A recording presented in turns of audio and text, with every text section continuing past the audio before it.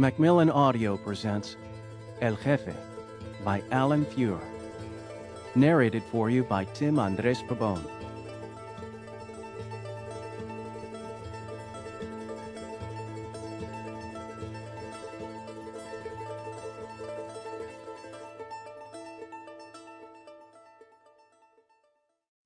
Joaquin was what he is and will be, a fugitive from justice, the lord of the mountain, and a boss in the city.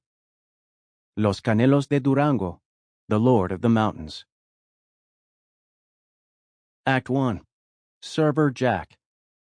Nearly all crimes go unpunished in Mexico. Field of battle, Sergio González Rodriguez. 1. The Geek Squad Guy. June 2009 through February 2010. It came in off the street one day. A tip, a lead, a rumor, whatever you cared to call it, it was one of the strangest things they had heard in their careers.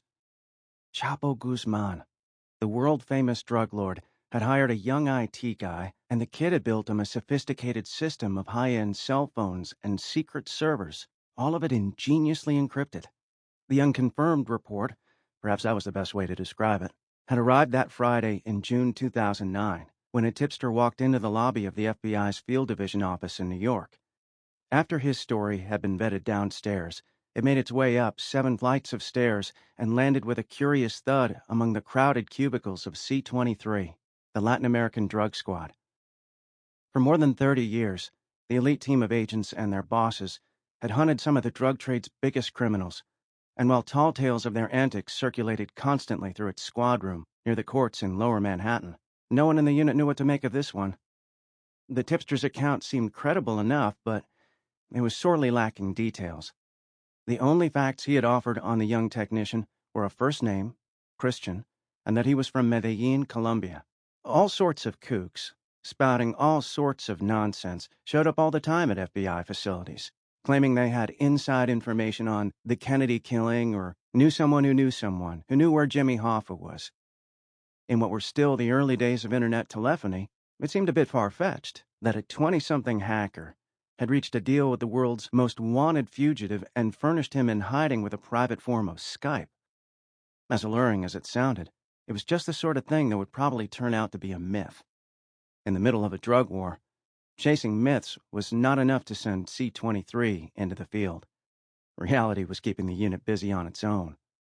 3 years after Mexico had launched a crusade against its brutal cartel kingpins, the country had erupted into incomparable violence, and much of the chaos had rolled downhill into American investigative files. Just that winter, a psychopath who called himself the Stew Maker had been caught near Tijuana after having boiled 300 bodies down to renderings in caustic vats of acid. 2 weeks later, a retired Mexican general was murdered in Cancun, his kneecaps shattered and his corpse propped up behind the steering wheel of a pickup truck abandoned on a highway. Since late 2006, the country's 7 drug clans had all been at war with one another or the government, or sometimes both at once, and 10,000 people had already lost their lives. C-23 and other U.S. law enforcement agencies pitched in when they could, opening cases and offering intelligence to their counterparts in Mexico, but in the past several months, conditions at the border had only gotten worse and had metastasized from an ordinary security emergency into something that resembled a full-scale insurrection. From the American point of view, the Sisyphean struggle to end the bloodshed and to stem the flow of drugs heading north seemed increasingly impossible, despite the constant seizures, the federal indictments, and the helicopter gunships sent as foreign aid. In this target-rich environment, Chapo Guzmán was an interesting case.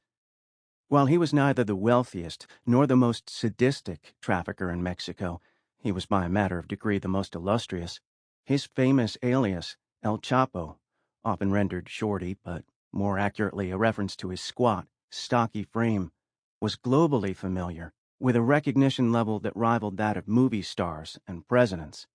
Not since Pablo Escobar had ruled over Colombia had La Pista Secreta, the secret path of the narcotics business, seen a figure. Sample complete. Ready to continue?